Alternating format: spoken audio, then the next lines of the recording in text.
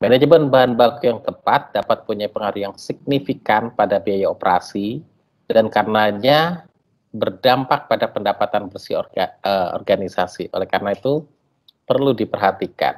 Nah, definisi bahan baku dan manajemen persediaan. Manajemen bahan baku didefinisikan secara lebih luas dibandingkan dengan manajemen persediaan, yaitu bahwa manajemen bahan baku adalah manajemen dan kontrol persediaan jasa dan peralatan, mulai dari equipment mulai dari akuisisi hingga disposisi, gitu ya. Jadi dari mendapatkan sehingga mendistribusikan, gitu ya. Nah, sedangkan di sisi lain manajemen persediaan adalah manajemen dan kontrol persediaan atau item yang mempunyai unsur kemanfaatan harapan kurang dari 12 bulan. Ini menurut Sofer, Newman, dan Bowles. Jadi bedanya ini, gitu ya. Manajemen bahan baku dan manajemen persediaan. Terus rumah sakit mengklasifikasikan bahan baku menjadi dua kelompok, yaitu perawatan pasien yang terdiri contohnya ya dari medical supplies, surgical supplies, obat-obatan, linen, dan lain sebagainya. Yang kedua contohnya adalah administrasi. Nah, administrasi itu contohnya apa aja? Nih, housekeeping supplies, office supplies, dan persediaan lain yang tidak digunakan secara langsung bagi perawatan pasien. Jadi klasifikasinya menjadi dua, terdiri dari yang perawatan pasien dan administrasi. Nah, tujuan dari manajemen bahan baku adalah untuk meminimalkan biaya total dan menjamin ketepatan bahan baku. Nah, kalau meminimalkan biaya total terkait dengan bahan bakunya, menjamin ketepatan bahan baku baik secara kualitas maupun kuantitas, gitu ya. Terus kita lihat pentingnya manajemen bahan baku. Mengapa penting, gitu ya? Karena rumah sakit punya persediaan dalam jumlah jenis dan jumlah yang tepat untuk perawatan pasien. Jenis yang tepat dari persediaan dapat ditentukan oleh manajer bahan baku atau manajer pembelian, gitu ya, atas masukan dari komite pengguna. Jadi contohnya gini, dokter-dokter itu diminta untuk memberikan catatan, gitu ya, kira-kira obat apa saja yang diperlukan untuk setahun ke depan, gitu ya. Karena kan dokter yang paham mengenai kondisi pasien, gitu ya, pasiennya, gitu ya. Lalu kira-kira obat yang tepat untuk pengobatan, gitu ya, sesuai dengan keahliannya, gitu kan. Nah, lalu diserahkan catatan tadi ke bagian pembelian, lalu dirapatkan ke komite, lalu bagian pembelian akan menyediakan bahan baku atau farmasi obat-obatan yang diperlukan oleh dokter tadi untuk konsumsi selama 1 tahun, contohnya, gitu ya. Nah, jadi jenis yang tepat dan persediaan dapat ditentukan oleh manajer bahan baku atas masukan dari komite pengguna. Jumlah yang tepat dari persediaan adalah hal yang sulit untuk diproyeksikan. Kenapa? Karena ada 3 alasan, yaitu masalah waktu, ketidakpastian, dan diskontinuitas. Apa itu, gitu ya? Nah, waktu adalah adanya lag time atau lead time antara pemesanan dan penerimaan persediaan. Jadi kalau misalnya bagian pembelian memesan obat A sekarang, gitu ya, pada tanggal 18, belum tentu pesan pagi datang sore, belum tentu. Bisa jadi butuh waktu 3 hari, lebih dari 3 hari, dan seterusnya, gitu. Jadi adanya lag time, jadi adanya waktu tunda yang tidak bisa segera, gitu ya. Karena itu harus bersedia, ini terkait dengan waktu, gitu ya. Oleh karena itu setiap pemesanan itu nanti harus ada teorinya, gitu ya. Harus ada dasarnya untuk melakukan pemesanan. Nanti kita lihat di slide ini selanjutnya, gitu ya.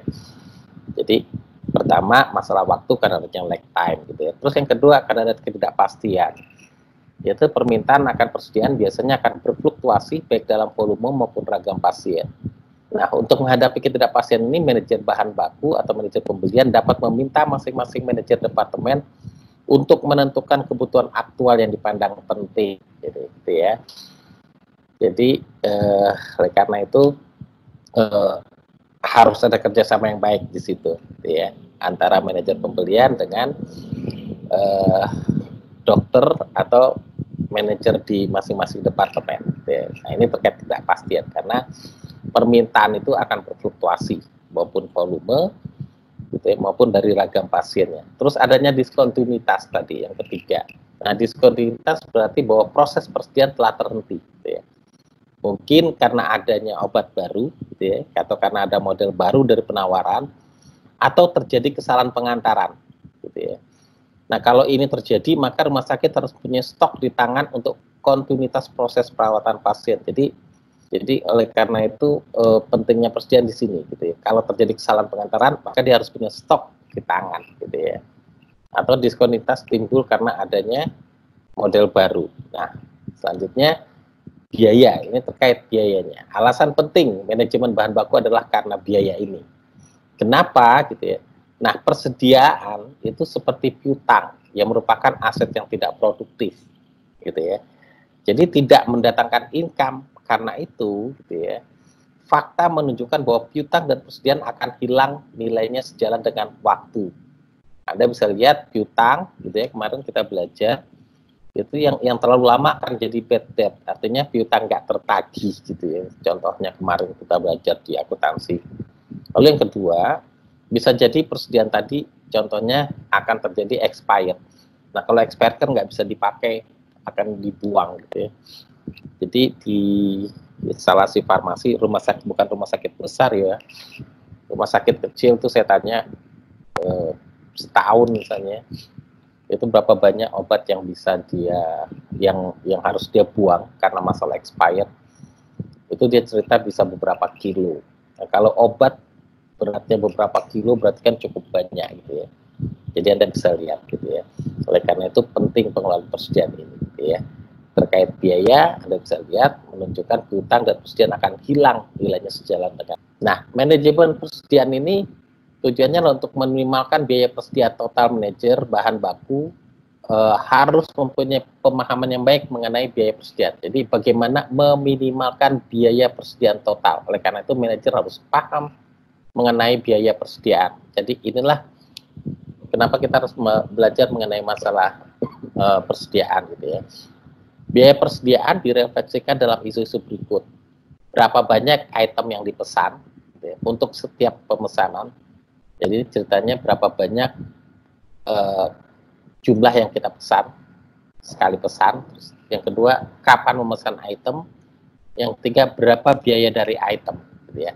Contohnya di sini dari apa namanya biaya persediaan ini kita bisa lihat di sini adanya purchasing cost atau biaya pembelian. Nah, purchasing cost itu adalah total biaya yang dibayarkan kepada vendor untuk item tertentu dalam periode akuntansi atau 1 tahun. Purchasing cost ini dikasih kode PD, gitu ya. Jadi PD itu didapatkan dengan mengalihkan harga item per unit, P adalah price, dengan permintaan, D demand, yaitu jumlah tahunan dari item yang digunakan. Jadi purchasing cost itu terdiri dari price dikali dengan permintaan atau kita kasih kode PD. Selanjutnya ada ordering cost, biaya pesanan, atau Anda bisa lihat di sini biaya pesan adalah biaya administratif yang dikaitkan dengan pesanan untuk item persediaan, gitu ya. Ini adalah demand dibagi Q dikali O. O ini adalah order. Jadi demand dibagi Q, gitu ya, dikali O adalah jumlah pesanan per tahun dikali dengan biaya pesanan per pesan, gitu ya. Jadi sekali pesan itu ada biayanya, gitu ya. Oleh karena itu ini diperhitungkan cost-nya. Selanjutnya adalah biaya carrying cost atau biaya simpan.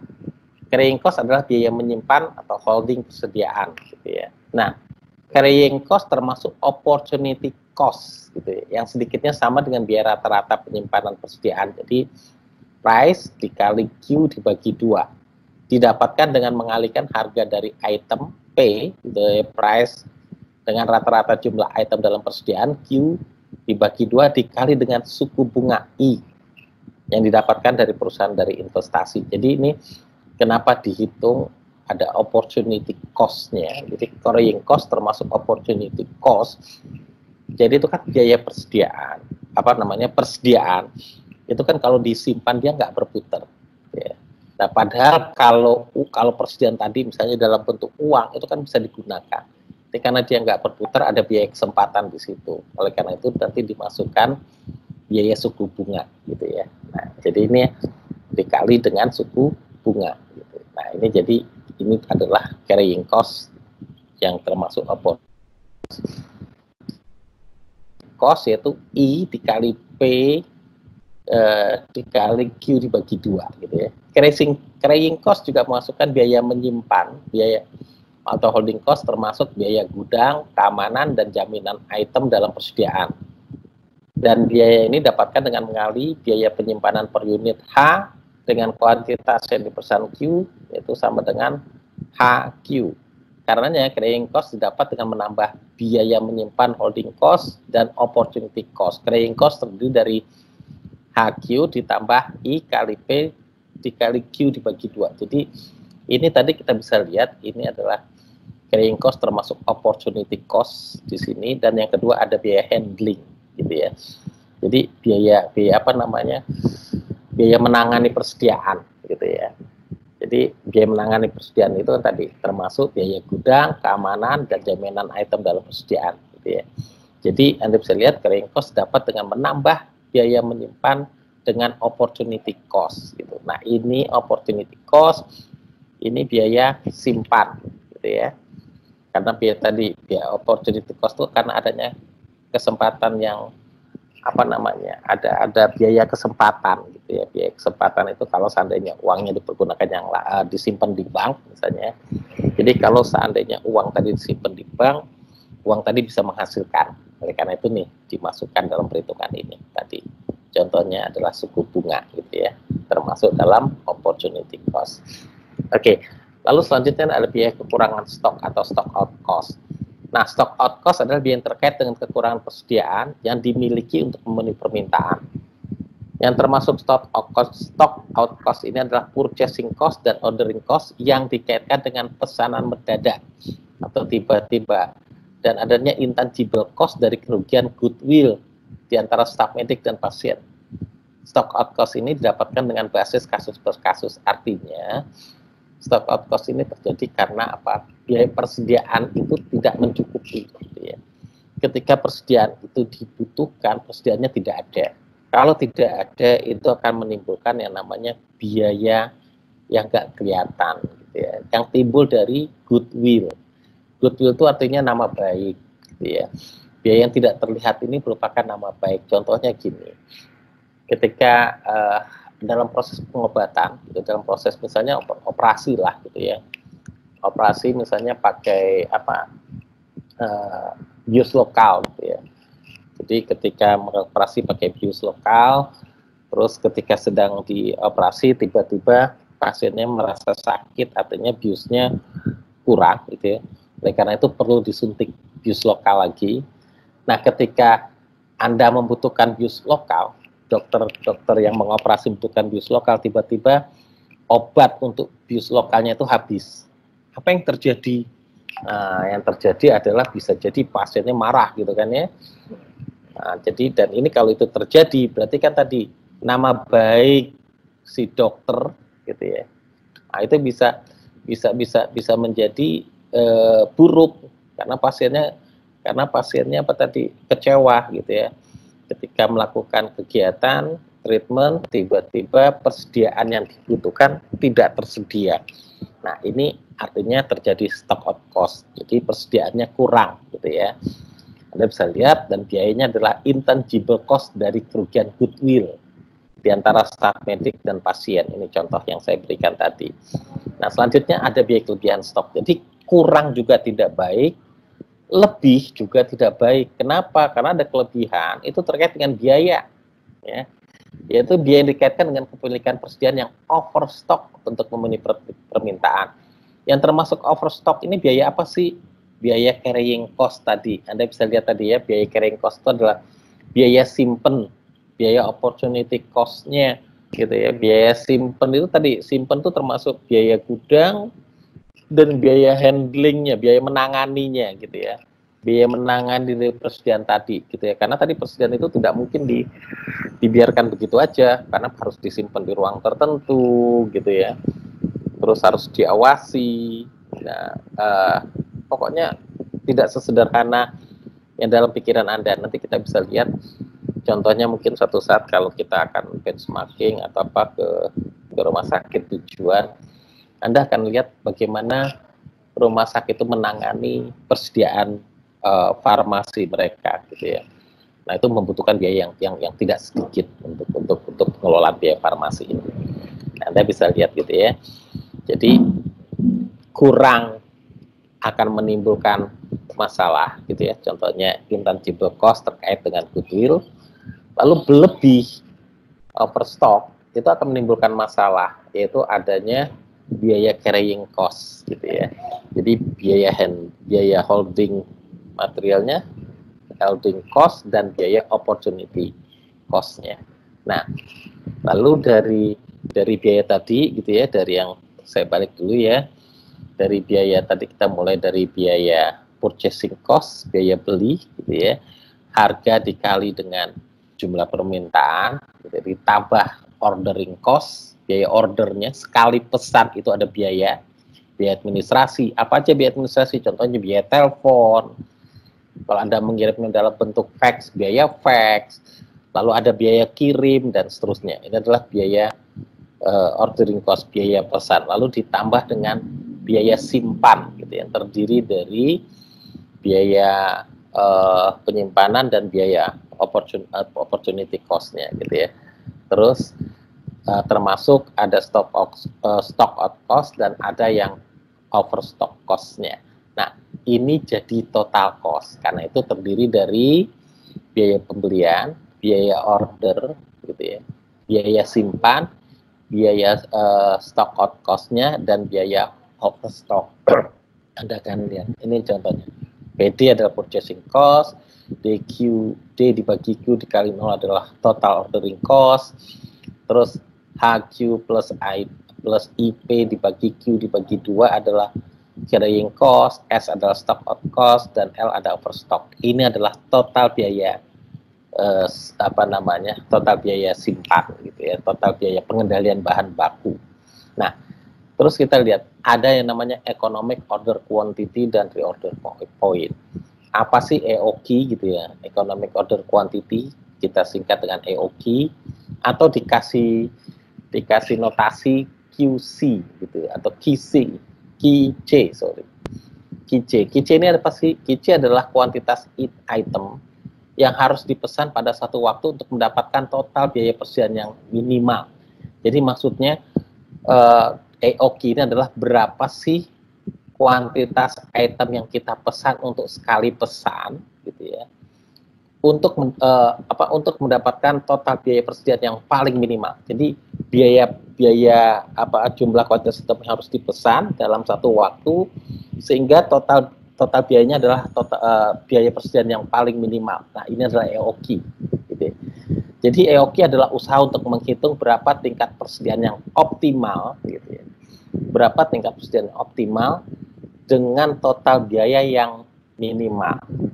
Nah, karena apa? Karena persediaan terlalu besar akan makan terlalu banyak biaya, dan jika terlalu kecil akan menimbulkan stock out cost atau intangible cost dari kedua rumah sakit. Nah, ini bentuk persamaan EOQ tadi, QC gitu ya, QC gitu ya. Sama dengan akar gitu ya.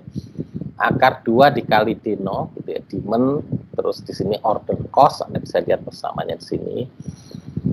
IP adalah price, P-nya price, I-nya adalah bunga, 2 dikali H, H-nya apa? Holding cost. Nah, jadi ini persamaan dari EOQ gitu ya. Jadi tingkat pemesanan optimal dengan total cost yang terendah gitu ya. Nah, persamaan ini ada asumsinya. Apa asumsinya? Asumsinya permintaan tetap konstan dalam 1 tahun gitu. Jadi kalau permintaannya itu dinamis, nah mungkin persamaannya akan berbeda gitu ya nanti modelnya. Lalu lead time untuk pesan konstan, tidak ada stock out atau overstock. Karena kan tadi ada, kalau di totalnya ada S plus L gitu. Tapi di model EOQ ini asumsinya permintaan tetap dan konstan dalam 1 tahun. Lead time untuk pesan konstan, tidak ada stock out atau overstock, tidak ada kelebihan stok ataupun kekurangan stok. Ini asumsinya yang harus dipenuhi ketika Anda akan menggunakan persamaan ini. Nah, ini tuh EOQ itu seperti ini.